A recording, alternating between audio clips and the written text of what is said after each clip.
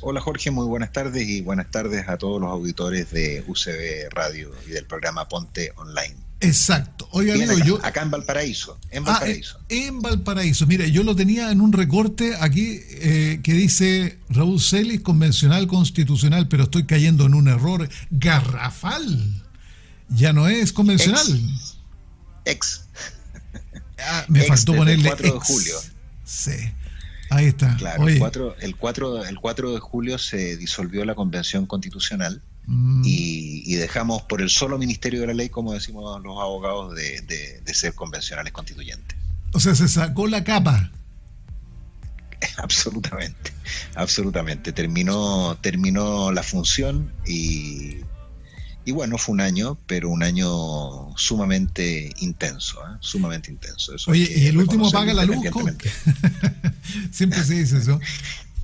¿Se Lo que apaga la pasa luz es que, en tu caso o sigues haciendo estas promociones que muchos de los convencionales van a continuar, digamos, porque tienen un compromiso más allá de su trabajo puntual, ¿no es cierto?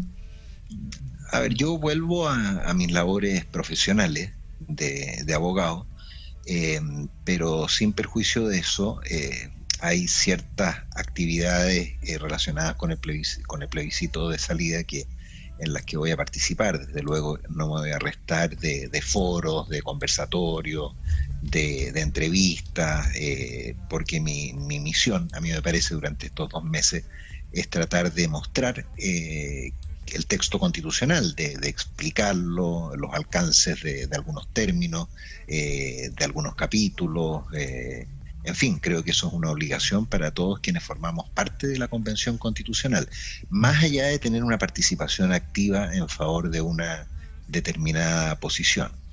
Oye, Raúl, ahí en el GC que estaba saliendo, en el cartel salía convencional constitucional, le puse inmediatamente exa, lo puse para que quedara súper, súper claro. Ahora, Sí, todo oye, esto a no tiene propósito de ningún eso, tipo de remuneración, ¿no es cierto? Si alguien se quiere destinar, digamos, los próximos no, meses, la no, próxima semana, no, eso corre por no, su cuenta. ninguna remuneración, y por eso te decía que yo vuelvo a mis actividades profesionales. Ahora probablemente hay otros convencionales que puedan tener algún vínculo o pedir alguna ayuda económica, pero en mi caso no es así, nunca ha sido así, y Y yo se puede francamente pedir una prefiero... ayuda económica, Raúl? Sí, Como sí, privado se puede, ¿no? sí, de hecho, a mí no me cabe duda que gran parte de los convencionales constituyentes van a estar siendo financiados, lo que es completamente legítimo, para hacer propaganda durante estos 2 meses. Y a mí eso, que es legítimo, no lo voy a hacer porque nunca me ha gustado, o sea, nunca lo he hecho y nunca quiero hacerlo. Una de las cosas que yo siempre he tratado de darle preferencia en la actividad política es a contar con una independencia completa, ¿eh? De manera de tener una opinión mucho más libre y de no tener obligaciones con los partidos políticos ni con ninguna persona en particular. Bueno, hace poco estaba hablando con un concejal de Convergencia Social, claramente su posición es apruebo, me imagino que claramente tu posición es rechazo, ¿no es cierto? Para dejarlo claro, ¿no? Sí, por supuesto. Y es rechazo porque, primero, porque soy abogado, o sea, independientemente de cualquier... si yo me pongo lo más objetivo posible como abogado, yo no puedo aprobar ese texto en el que yo puse, Jorge, todos mis esfuerzos para que fuese lo mejor posible. Pero lamentablemente eso no se logró y esta constitución requiere pero muchísimos ajustes. Desde un punto de vista jurídico no es un buen texto. Y políticamente, claro, hay muchas cosas con las que yo no estoy de acuerdo, con muchos conceptos y con estos errores que yo siempre he dicho, o estos problemas que tiene la Constitución, que básicamente se pueden resumir primero en el carácter identitario, en muchas causas de minoría, acoger muchas causas de minoría en sus disposiciones, lo que va en contra del interés general. ¿Y por qué? Porque se necesitaban el voto de muchos convencionales de nicho que defendían causas de nicho, pero eso va contra el interés general de la población. En segundo lugar, porque se excluyó a un sector de las negociaciones o de las conversaciones, de los acuerdos políticos, y ese sector representa un 40, un 45% de los chilenos y es la centro derecha. Los acuerdos Raúl, en la Convención Constitucional, sí. no, Sí, es que te quiero decir porque, a ver, porque estamos sí, llenos de frases, oraciones y sentencias que ya las conocemos de memoria, ¿no es cierto? Quiero que sí. me digas, por ejemplo, tres aspectos. Si alguien no tuviera idea del contexto, esto de que no te dejaron espacio, digamos, a la centro derecha para que Sí. tuvieran mayor opinión o mayor voto, que ya lo sabemos, lo entendemos, pero ganaron 80% y eso sabemos que es así no, no hay vuelta que darle. Eh, Claro, pero uno de los requisitos de la democracia es el respeto de las minorías. sí, ¿Mm? sí, pero cuando Si eres no, no hay dueño de la democracia. pelota, tú te llevas la pelota, Raúl. Mira, yo no quiero decir que esté de acuerdo y que sea bueno, indudablemente, sobre todo cuando hay una idea generosa, ¿no es cierto?, de un país que queremos generoso también. Yo lo entiendo perfectamente. Pero No, quiero y eliminar la esas izquierda frases institucional, preconcebidas, Raúl. sí, sí, sí, Y quiero que claro, vayamos al detalle. Tú como abogado, ¿no es sí, cierto? Quiero que me sí, digas tres motivos, pero fundamentales. Por este otro, ¿no es cierto? Yo voy a rechazar, pero vamos a la ley, a lo que está escrito en este texto que ya, ya fue perfecto. oficializado, digamos, con la entrega al presidente. En mi A ver. opinión, el problema más grave que tiene la Constitución, la nueva Constitución, ¿Mm? es la existencia de sistemas jurídicos paralelos. Un Ya. sistema jurídico para los chilenos y un sistema jurídico para los indígenas, ¿Dónde sale para eso? un derecho. Perdón, porque fíjate que a la gente le gustaría llegar a... ¿Tú tienes claridad o no? ¿Dónde Sí, sale? claro, en lo que era el Poder Judicial, que ahora se llama sistemas de justicia, Sistema de justicia. se establece, Ujú. sí, se establece que van a coexistir sistemas jurídicos paralelos, ¿ya? Y esos sistemas jurídicos paralelos van a ser el derecho como lo conocemos hoy día, con un poder judicial similar al que conocemos hoy día, con tribunales de primera instancia que pasan a llamarse de instancia, Corte de Apelaciones, Corte Suprema, para los chilenos, Ujú. y para los indígenas se les aplica el derecho propio. Ahí uno se pregunta cuál es el derecho y quién aplica el derecho, no digo de los mapuches que algo tienen a través de los loncos, pero cuál es el derecho aymara, el derecho quechua, el derecho cahuéscar. No existe. Ya, Entonces, y ese es ¿cómo un se va a aplicar eso? escenario Ese es un, muy complejo, digamos, de organizar, porque esto después tiene que tener sus bajadas en la ley, ¿no es cierto? Que se tiene que avanzar en eso. ¿No será claro, ese el pero ya está momento de establecido. regular esto?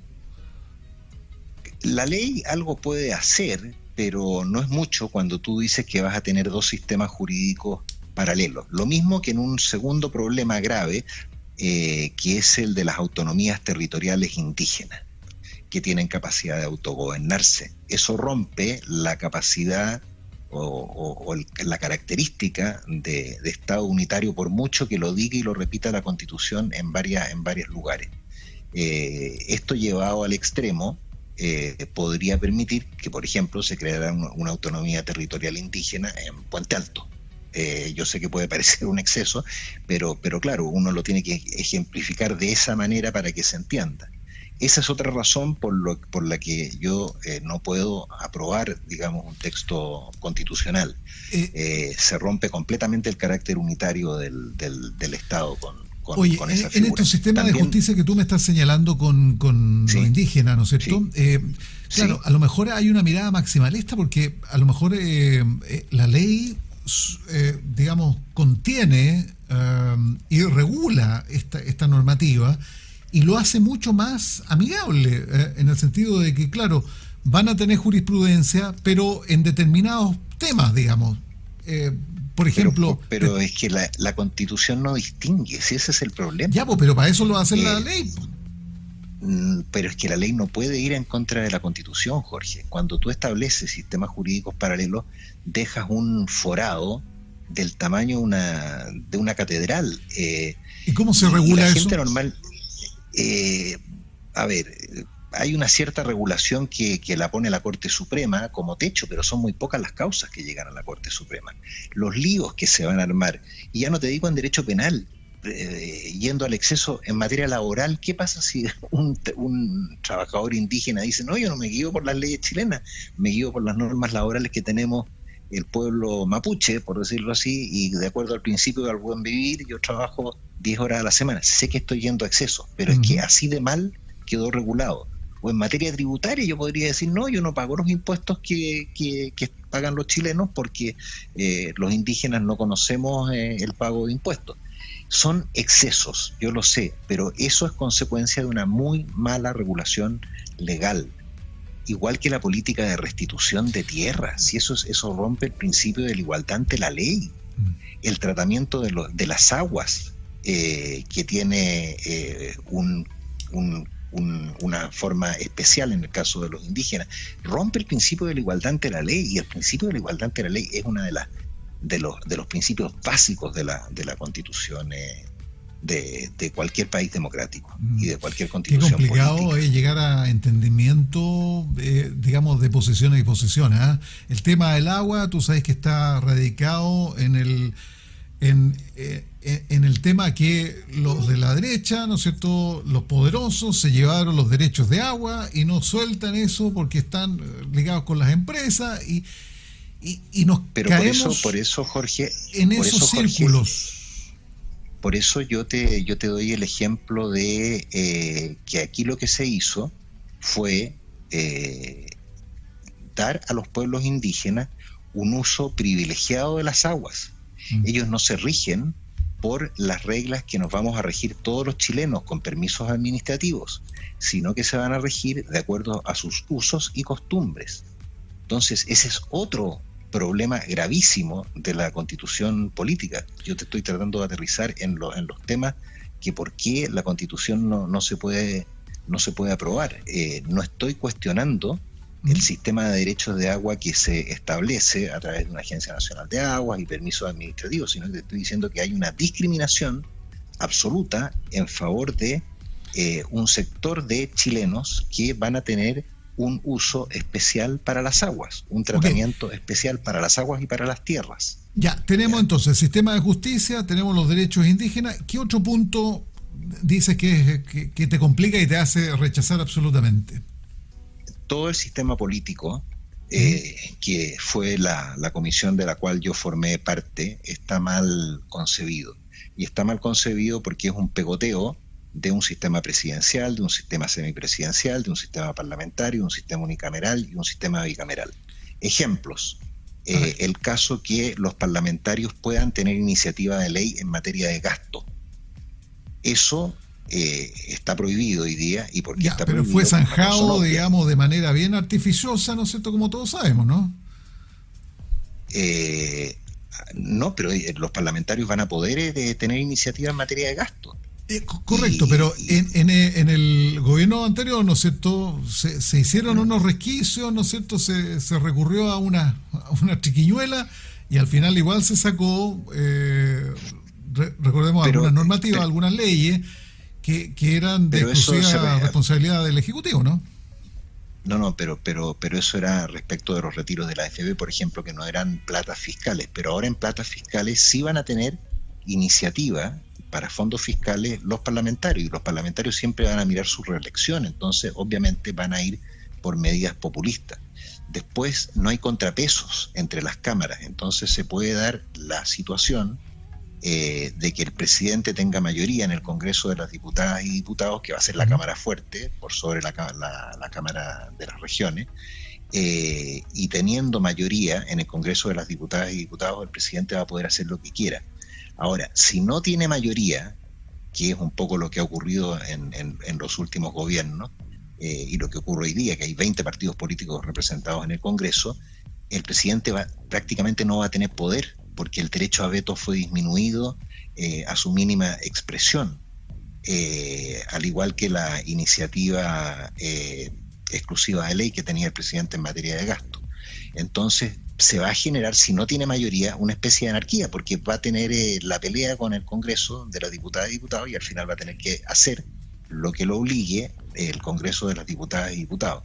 O sea, hay un diseño en el sistema político que a mi juicio es muy deficiente, porque no se establecen los frenos y contrapesos que son característicos de cualquier democracia. Incluso, bueno, esto no lo digo yo, lo dice un cientista político de izquierda, por eso que lo cito, Negretto, su apellido, que es un argentino, de los más prestigiosos cientistas políticos que existen en la izquierda sudamericana. Oye, ¿no te da esto de aprobar para reformar, arreglar, maquillar, reorientar? Porque eso a mi juicio es una falacia, porque como tú, primero, si yo encuentro que algo no está bueno, no lo apruebo para después arreglarlo, lo rechazo para hacerlo de nuevo o para mejorarlo. Y además que es muy difícil reformar, porque tú requieres 4/7 más un plebiscito. Y no solamente eso, hay una norma que te van a decir está a propósito de otras materias. Claro, pero van a haber 100 abogados dispuestos a decir no, pero si esa norma corre igual para la reforma constitucional porque afecta a los derechos indígenas, que es el consentimiento de los pueblos indígenas. Si tú mezclas todos esos elementos, haces que la Constitución sea inmodificable. Y esos son errores por haber incorporado, para darle a cada uno un poco de lo que pedía. Entonces, cuando tú incorporas normas que exige un grupo y haces estas mezcolanzas, generas esto que es un texto incoherente, es un texto deficiente. Y yo lo digo, para dejarlo claro, no lo digo orgullo. Sí. Para dejarlo claro y servir también para la gente que nos está escuchando, que nos está viendo. Sí. A ver, esto se podría arreglar si es que 4/7, si es que después, posteriormente, plebiscito y posteriormente la anuencia del el consentimiento, sí. Sí, eso exactamente. Ya, ahora, sí. 4/7, eso es lo que se está transando, digamos, actualmente en el Senado, digamos, porque ya pasó por la Cámara de Diputados, ahora va al Senado, ¿no? Entonces, ¿por qué sería un escollo tan grande el 4/7? Porque en la Constitución vigente quedarían 4/7 para modificar, punto. En la Constitución que nosotros proponemos, y de lo cual yo no me siento orgulloso, esto no lo digo contento, lo digo con bastante lástima porque dediqué un año a esto, son 4/7 más plebiscito, más consentimiento indígena. Van a decir que no está el consentimiento indígena expresamente establecido, pero lo que yo te digo, van a haber cientos de abogados que van a recurrir a los tribunales chilenos y después a los tribunales extranjeros para acreditar que sí existe la necesidad de consentimiento indígena en todas las materias que afecten a los indígenas, y obviamente una modificación constitucional afecta a los pueblos indígenas. ¿Qué es lo que significa esto de afectar al mundo indígena? Es muy ambiguo, ¿no? Bueno, y por eso ese es el problema, la ambigüedad, la generalidad, la falta de rigurosidad de la Constitución. En cualquier materia que los afecte, yo te digo, el derecho de propiedad los afecta, sí. El derecho de la libertad de educación los afecta, sí. La libertad o el derecho a la salud los afecta, sí. El derecho a la vivienda los afecta, sí. Todo eso los afecta y todo eso va en una Constitución. Entonces, si tú quieres modificar cualquiera de esos, la modificación del sistema político los afecta, sí. Ahora, ¿ese consentimiento en qué consiste? ¿En hacer un plebiscito? ¿En hacer un sondeo de opinión entre...? No está establecido. No está establecido. Nuevamente caemos en... Es otro tema... cabezón, digamos. Es otro tema que se va a discutir. Es otro tema que se va a discutir si todo esto va a terminar judicializado. Y va a terminar judicializado no solamente en los tribunales chilenos, sino que en tribunales extranjeros. Entonces el asunto es complicado. Tú me pediste que yo te dijera norma defectuosa y ahí yo te estoy dando normas claramente defectuosas. Ya, y tú me dijiste también que todos los abogados, digamos, van por el rechazo, pero también hay abogados que van por el apruebo. ¿Qué es lo que pasa ahí? No, si saben, digamos, si yo sé que fue una figura, ¿no es cierto? Pero, sí. Pero, a ver, si los abogados están por el apruebo, ¿qué quiere decir? ¿Que es ideológicamente factible que ellos tengan esa posición? ¿O porque a lo mejor están mirando de otra manera y tú estás un poco equivocado o tienes otra perspectiva del tema? ¿Qué pasa ahí? No entiendo.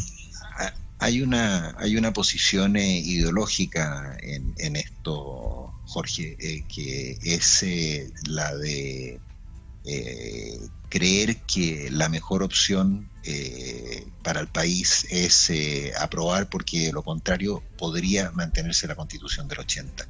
Y ese es un dilema falso, como lo dijo el expresidente Lagos. Aquí las dos alternativas son malas. Es malo este proyecto y es malo y es imposible seguir con la Constitución del 80. Entonces tenemos que transitar a un mejor sistema. Y ese mejor sistema, yo desde hace muchos meses vengo hablando, implica un acuerdo nacional, así como el del 15 de noviembre que permitió la convención, la existencia de la Convención Constitucional, en un 80%, un 90% de las materias que se traduzcan en una nueva constitución, pero que sea redactada por expertos.